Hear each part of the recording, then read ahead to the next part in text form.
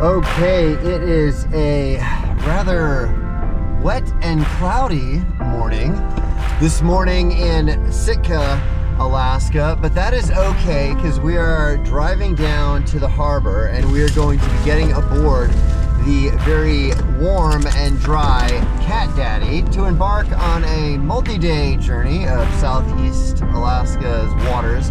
We decided we'd sign a model release for 500 apiece. For 500 apiece? Okay, so I'll just get your addresses. Check will come in the mail.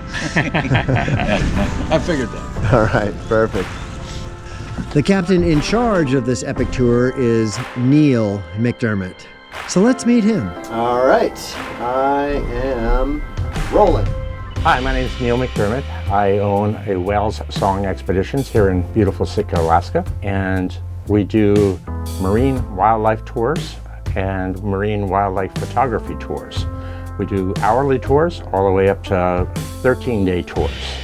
And I started the business 7 years ago. I was in corporate life and decided to get out of corporate life and took a couple months to figure out what I wanted to do, and went to a seminar on whales and had my light bulb moment of this is exactly what I want to do. So started it then and absolutely love it. Today we're about to embark on a 9-day photography tour. We're going to cover about 700 nautical miles. Of course, we'll be searching for whales, otters, sea lions, bears, eagles, seabirds, and visit 5 different towns around Southeast. If you want to hear more about Southeast Alaska wildlife and what I think is a very compelling story about Neil bailing on corporate life to start this business, we recorded an hour-long podcast that you can listen to by going to starlingbirch.com.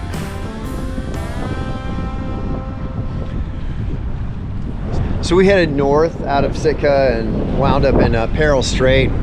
Saw a whole bunch of harbor seals. They were super shy. They did not want to get too close to us. But now we saw a couple of whale spouts, and now we're just kind of waiting for the whales to come back up because they dove down. And when they dive down, they can stay down for 5 minutes or even longer. So now we're just kind of chilling out on the deck of the boat as we do, waiting for the whales to surface and do some tricks, hopefully.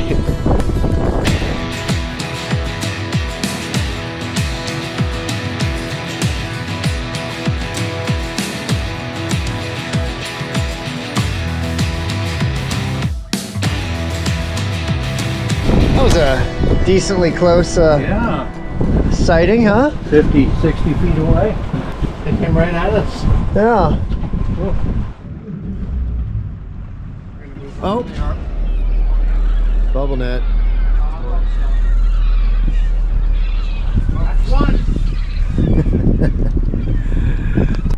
That's one.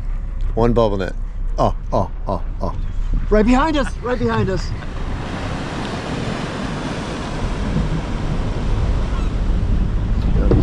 All right, hydrophone. One down. So we drop that hydrophone down like that so you can hear the whales underwater, and when they bubble net, they are talking to each other, so you can actually hear the sounds change as they're about to come up. It's very helpful for when you're trying to take pictures or shoot video to know the moment they're going to come up. You don't know where they're going to come up, but at least you can have your camera ready and be focused.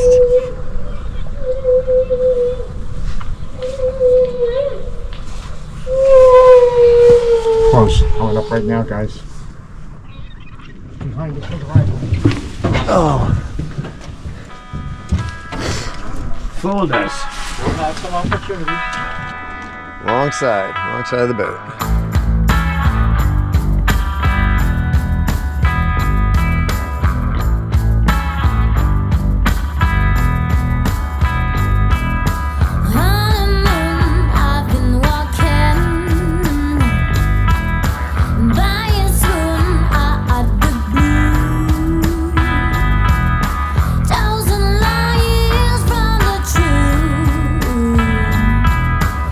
Swimming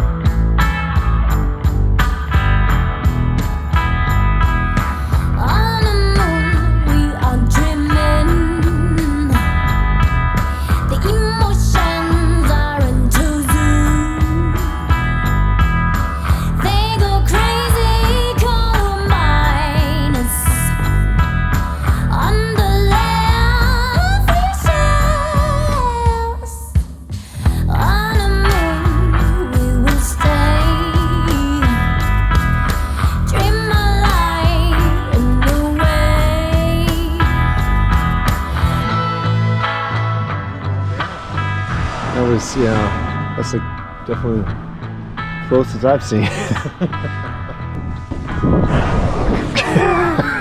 That's a big whale. That was a whale? A little one. Just a little whale. We've had 40 bubble nets today. It's been a productive day on the water.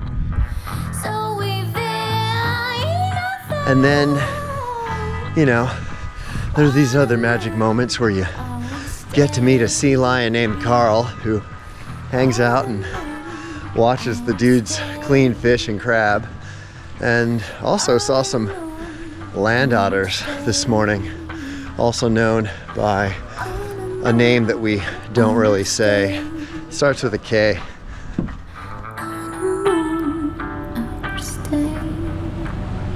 So we continued our journey, which had some lumpy and smooth moments, and finally arrived in the town of Cake. We have arrived in Cake. Welcome to Cake. That's a piece of cake. Cake, where we were able to see salmon running and the black bears feasting on them.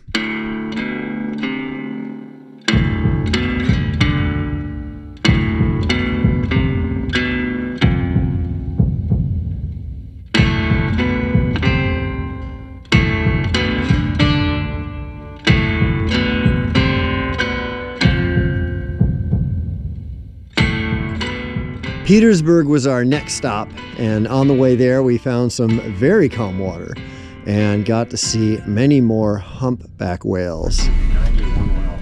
We've seen how many whales? 91. 91 whales, all right. Trip, yeah. The crew continued on from Petersburg to a massive glacier, which I bailed on in exchange for a hike.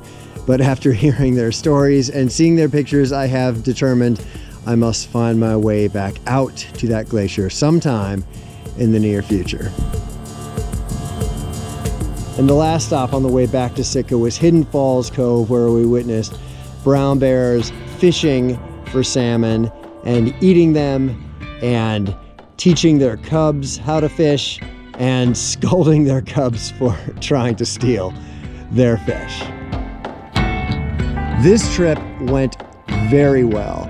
And looking back, I can attribute that to traveling with a very experienced and passionate captain, but also to the fact that within the first 10 minutes of leaving the dock in Sitka to start this trip, he made me correct a rather serious mistake I had made.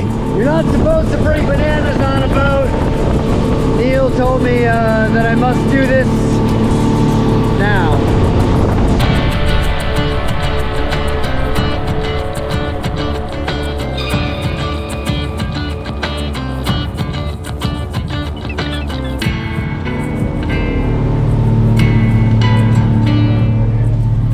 They're gone.